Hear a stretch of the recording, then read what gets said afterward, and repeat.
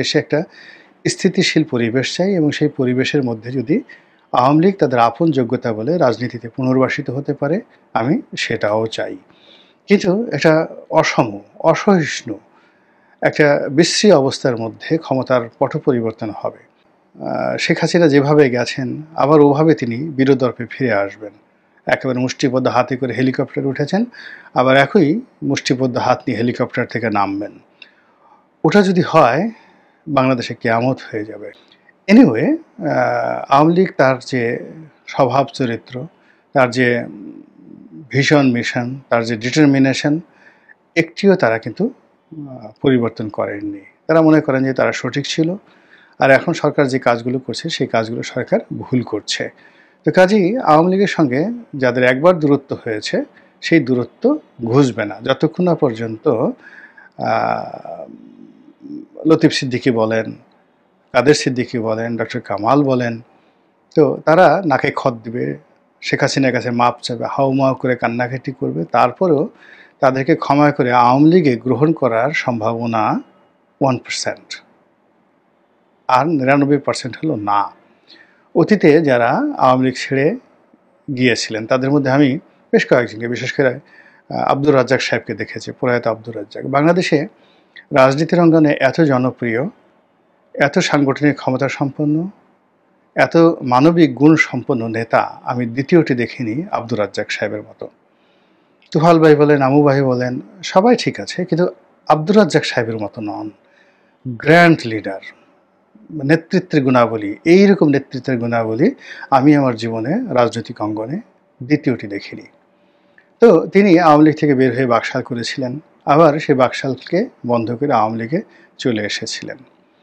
তার জীবনের শেষ দিন পর্যন্ত যে তুচ্ছ তাচ্ছিল্য, যে অপমান তাকে সহ্য করতে হয়েছে, যে চোখের পানি তিনি বিসর্জন দিয়েছেন, এবং তার সঙ্গে সঙ্গে তার যারা সহযোগী রূপে ছিলেন, সুরঞ্জিত সেনগুপ্ত, তোফায়েল আহমেদ, তাদেরকেও নিগ্রহের শিকার হতে হয়েছে। এই জিনিসটা আমি নিজের চোখে দেখেছি। কাজেই আওয়ামী লীগ কোনো সহজ সরল দল নয় যে দলটির জাস্ট বকা দিলে তারা রাগ হয়ে যাবে আর প্রশংসা করলে তারা খুশি হয়ে বুকে জড়িয়ে ধরবে। তো এটা আমার মতো মানুষ যদি বুঝতে পারে, তাহলে আবু আলম শহীদ খানের মতো মানুষ এটা আরও গভীরভাবে বুঝতে পারেন। তো কাজেই আওয়ামী লীগের সঙ্গে সম্পৃক্ততার কারণে তাকে গ্রেপ্তার করা হয়েছে, বা তিনি আওয়ামী লীগের সাথে সম্পৃক্ত হবেন এরকম নির্বোধ তিনি নন। তাহলে তাকে গ্রেপ্তার করা হলো কেন? এখানে যে বিষয়গুলো রয়েছে সেই বিষয়গুলো নিয়ে তলে তলে ৩-৪টি জিনিস হতে পারে। প্রথম হলো যে সরকার যদি ভয় পায় যে আরেকটি সেই জনতার মঞ্চ তৈরি হতে পারে, সচিবালয়, মিলিটারি, তারপরে পুলিশ, এই কর্মকর্তারা সাবেক এবং বর্তমান একীভূত হয়ে সরকারের বিরুদ্ধে তারা নামতে পারে। কাজেই এখানে যারা অতীতে এই ধরনের দুষ্ট কর্ম করেছেন তাদেরকে এখন তাদের যে চলাচল, কর্মকাণ্ড, জবান সব কিছুতে একটা নিয়ন্ত্রণ প্রতিষ্ঠা করতে হবে। এটা একটা কারণ হতে পারে। ২ নম্বরে যেটা আছে সেটা হলো যে এমন কিছু করানো হচ্ছে সরকারকে দিয়ে যাতে কিনা সচিবালয়ে অস্থিরতা তৈরি হবে, দেশ বিদেশে সরকারের সুনাম এবং সুখ্যাতি নষ্ট হবে এবং স্থিতিশীলতা নষ্ট হবে, এবং ওটার ওসিলা করে তৃতীয় পক্ষ, চতুর্থ পক্ষ সরকারের কর্মকাণ্ডে নাক গলানোর সুযোগ পাবে। যেমন ৭১ মঞ্চের সেই লতিফ সিদ্দিকী সাহেবকে ধরা হয়েছে, মঞ্জুরুল আলম পান্না সাংবাদিক, তাকে ধরা হয়েছে, এই যে আবু আলম শহীদ খানকে ধরা হয়েছে। এটা নিয়ে ভীষণ রকম রিয়্যাক্ট হয়েছে এবং এটার একটি পয়েন্টও সরকারের পক্ষে যায়নি। যারা গ্রেপ্তার করেছেন পুলিশ, তারা বলতে গেলে অসহায় হিসেবে কাজ করেছেন।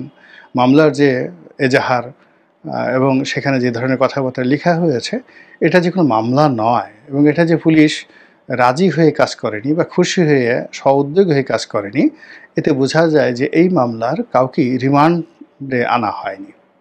পুলিশ সাধারণত এ ধরনের মামলা হলে তাদের ন্যূনতম আগ্রহ থাকলে তারা করে কি, আগ্রহী হয়ে তাদেরকে রিমান্ডে আনে।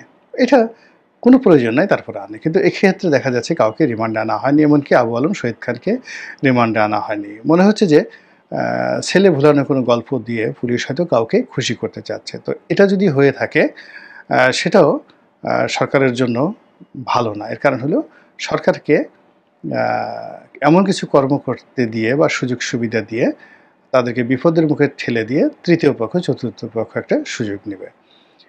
এবং সবচেয়ে যে বড় বিষয়টি সেটা হলো সরকারের কাছে যদি সুনির্দিষ্ট তথ্য এবং অভিযোগ থাকে যে কিছু মানুষ সরকারকে অস্থিতিশীল করতে চাচ্ছে, কিছু মানুষ সরকারের কর্মকাণ্ডে বাধা দিতে চাচ্ছে, কিছু মানুষ সত্যিকার অর্থেই আওয়ামী ফ্যাসিজমকে আবার ফিরিয়ে আনার জন্য কাজ করতে যাচ্ছে। যদি এরকম হয়ে থাকে তাহলে তো আবু আলম, শহীদ খানদের মতো মানুষদেরকে গ্রেপ্তার করার জন্য সরকারকে ধন্যবাদ দিতে হয়।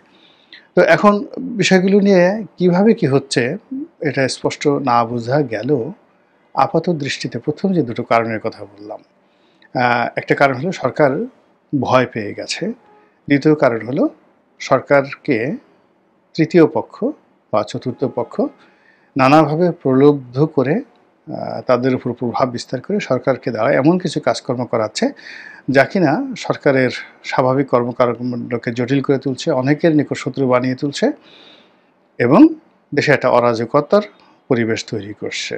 তা না হলে সরকারের একজন সচিব অত্যন্ত পরিচিত একজন মানুষ, তো তার মতো একজন মানুষকে আপনি যদি মামলা চালাতে চান, উন্মুক্ত রেখেও মামলা চালানো যায়, তাকে জেলখানায় পাঠানোর দরকার পড়ে না। এবং ইতিমধ্যেই ধরেন গত ১ বছরে যা কিছু ঘটেছে এতে পুলিশের ২ জন আইজি এখন জেলখানাতে, একাধিক এডিশনাল আইজি দ্বিতীয় ব্যক্তি তারা জেলখানাতে আছেন, অনেকের বিরুদ্ধে মামলা, তারা পলাতক আছেন। আর সাব ইন্সপেক্টর থেকে শুরু করে ডিআইজি পর্যন্ত বহু কর্মকর্তা পলাতক, পুলিশ বাহিনীর কোমর ভেঙে গেছে।